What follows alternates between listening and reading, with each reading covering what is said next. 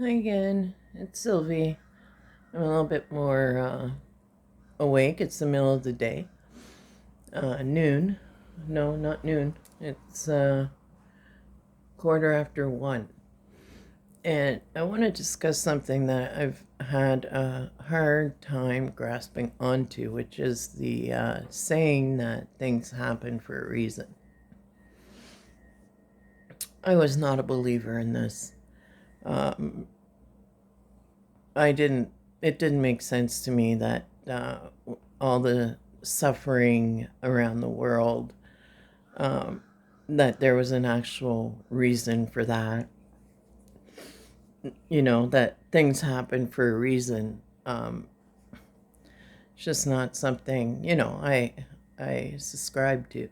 However, since August 22nd, um, things have been happening to me for a reason.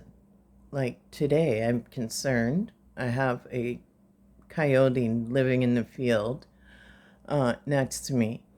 They're constructing a hospice, and following that, they will be constructing some residential buildings for seniors or something that's really good for the community. But I was concerned about the coyote. I made some calls. I made many, many calls. And I heard a lot of, no, we don't do that. No, we don't do that. No, we don't do that. So I finally ended up at the city bylaw. And they told me, of course, that they don't trap, live trap, and relocate animals to their it's not part of their job. And of course, I asked him if he could give me, information on who could possibly do this. Not one piece of information. So I'm not letting this go.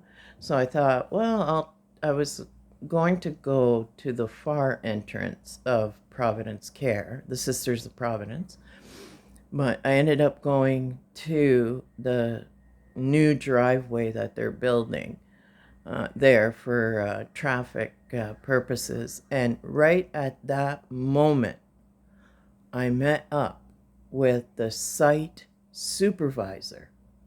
The site supervisor.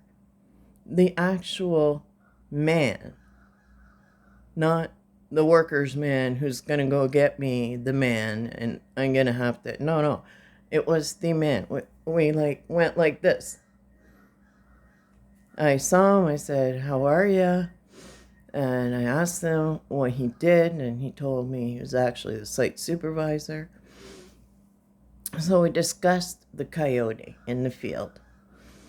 And he said that some of his workers have seen it. But he did, however, reassure me that the part of the field where the coyote has its den is not going to be disturbed, at least for the winter. So, it makes me feel better that I have a little bit more time to get this little guy relocated. I've had zero help from the numerous phone calls that I've made. I have found someone, maybe.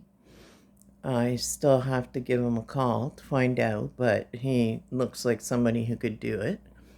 There'll be a cost involved, but that will be up for discussion and negotiation, shall we say.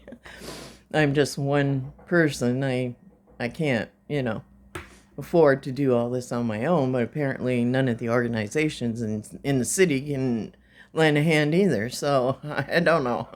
I'll let you know what the price is and what it ends up costing to relocate the coyote.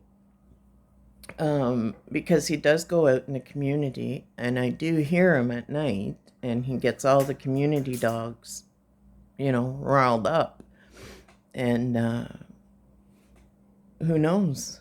There could be something that happened. And apparently, if something does happen, then that is when the people who don't do this will do something.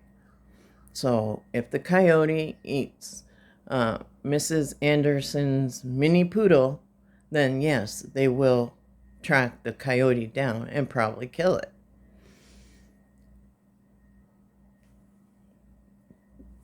So yeah, this is frustrating to me. There's so much conservation of animals going on. Individual animals who are found in, conditions, broken wings, broken feet, all that. They all get help. But this coyote, he's not.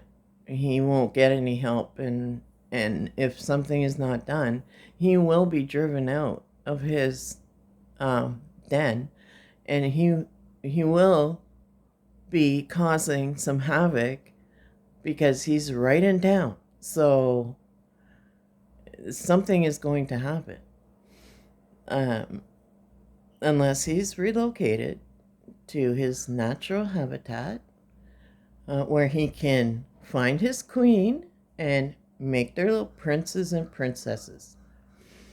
I don't even know if he would be fit because he's been living in town, basically in a field, but in town for years. I will let you know what happens. I'm going to make the phone call, and I'll be back to let you know what happens.